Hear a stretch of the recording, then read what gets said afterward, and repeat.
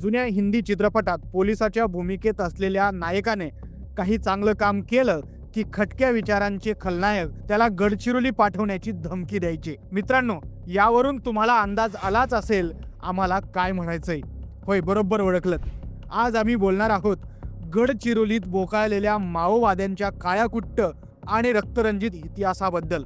गडचिरोली म्हणजे धुरात हरवलेली गावं, बंदुकीचे आवाज आणि लाल झेंडा फडकवणारे नक्षलवादी। पण ही गोष्ट आजची नाही। सुरुवात झाली होती 1980च्या दशकात एका रक्तरंजित अध्यायाची। माओवादी गडचिरोलीत बसून महाराष्ट्राला अस्थिर करू लागले, सरकारी मालमत्ता लुटू लागले। अहो, एवढंच काय, भीमा कोरेगावच्या दंगली आड यांनी पंतप्रधान मोदींनाच संपवण्याचा कट रचला होता। 1980च्या दशकात महाराष्ट्रात पेरल्या गेलेल्या विषाला तत्कालीन काँग्रेस सरकारनं पाठीशी घातलं आणि वेळोवेळी त्याचा राजकीय अंगानं फायदा करून घेतला। पण हा नवा भारत आहे, मोदीजींच्या सक्षम नेतृत्वातला भारत आहे। अशा देशविरोधी शक्तींना वेळीच ओळखतो आणि टपकात आल्यावर कार्यक्रम करतो।